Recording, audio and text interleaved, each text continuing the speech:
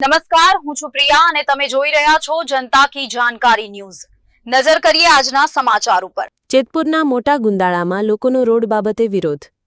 મોટા ગુંદાળા ગામમાં રોડ રસ્તા તોડી નાખ્યા બાદ રિપેર નથી થયા। સરપંચ દ્વારા ગટર વ્યવસ્થા કરવામાં આવી, પરંતુ રોડનું રિપેરિંગ ના કરવામાં આવ્યું। ઘણા સમયથી મેઇન બજારોમાં રોડ પર કાંકરા નાખવાથી લોકો ત્રાહિમામ। સરપંચોને અનેકવાર ગ્રામજનો દ્વારા રજૂઆત થતાં કોઈપણ પ્રકારની કાર્યવાહી નહીં। ગ્રામ લોકો રસ્તા પર આવી વિરોધ નોંધાવ્યો બેનરો સાથે। સુતેલી પંચાયત પર કાર્યવાહીની ગ્રામ લોકોને માંગ। રિપોર્ટર આશીષ પાટડિયા, જેતપુર।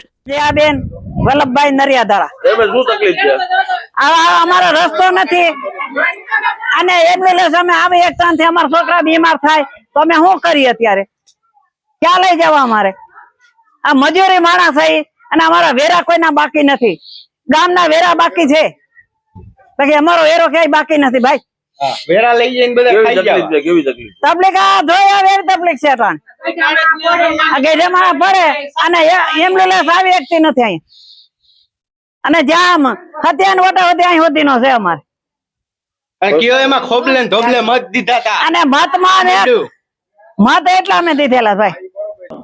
ગોપાલભાઈ ગોકળભાઈ મોટા ગુંદાળાના સરપંચ, જે ગામજનોનો પ્રશ્ન હતો ચાલુ ચોમાસે કે રોડ બનાવો, મેં સિમેન્ટ રોડ બનાવવામાં જ્યારે વરાપ હોય 30 દિવસની વરાપ જ્યારે નીકળશે ત્યારે હું રોડ બનાવી આપીશ, એવી રીતની મેં બાંહેધરી આપી દીધી છે। સરપંચ, ગ્રામ્ય લોકો તમારા ભાઈ આક્ષેપ કરી રહ્યા છે કે ગ્રાન્ટ તો 5 લાખ રૂપિયાની કેટલા સમય પહેલા આવી ગઈ, છતાં સરપંચ નથી બનાવી રહ્યા, શું કહેવું? નહીં સાહેબ, એવું કોઈ હોતું નથી। ગ્રાન્ટ આવી વરસાદ ચાલુ હોવાથી રોડ બનાવેલો નથી। ગ્રામ લોકો એવું કહે છે કેટલી બી ગ્રાન્ટો આવે છે, સરપંચ કોઈ કામ જ નથી કરતા। ગામ લોકોને જોવાની છૂટ, ગ્રામ આવે છે તાલુકા પંચાયતની અંદર તપાસ કરી લે। આ જે ગ્રાન્ટ આવી, તમે ક્યારે આવી ગ્રાન્ટ ને શું કામ પાતી, શું કામ નથી કરવામાં, એનું કારણ શું? વરસાદને કારણે કામ કરેલું નથી। ગ્રાન્ટ કેટલા સમય પહેલા આવી? ગ્રાન્ટ ટૂંક સમય પહેલા આવેલી છે। અત્યારે જે શમશાનનું મારું નામ મહેશ કાચા, મોટા ગુંદાળા। આ સરપંચે આ જો ગટરની લાઈન નાખી, હાલે હતી તો છતાંય બીજી નાખી। આમાં અત્યારે સાધન નથી હાલે એમ કે નથી એમ્બ્યુલન્સ, ક્યાંય કોઈ બીમાર માણસ પડે તો એમ્બ્યુલન્સ નથી અંદર આવી શકે એમ, કે શમશાને કોઈનું અવસાન થયું હોય તો એમાં નથી જઈ શકે। એ રસ્તો જો આ એને ગટર ખોઈ દીધી, પેક થઈ ગયો, શું કરવાનું? કેવી તકલીફ પડે? તકલીફ પડે વાત જાવ દો તમે, આમાં હલાતું નથી એવી કિચકાણ થઈ છે। આ એને અત્યારે કરાય કે શિયાળામાં ઉનાળામાં કરાય? એને ના પાડી તો એને ખોદી નાખ્યો, બોલો શું કરવાનું? શું કહેશો? કોઈ બીમાર વ્યક્તિ હોય તો શું? બીમાર વ્યક્તિ હોય તો એને આમાં કેમ કરીને એમ્બ્યુલન્સ કેમ કરીને આવે ને કે આમાં લઈ જવા કેમ? આ 108 અંદર આવી શકે એમ નથી।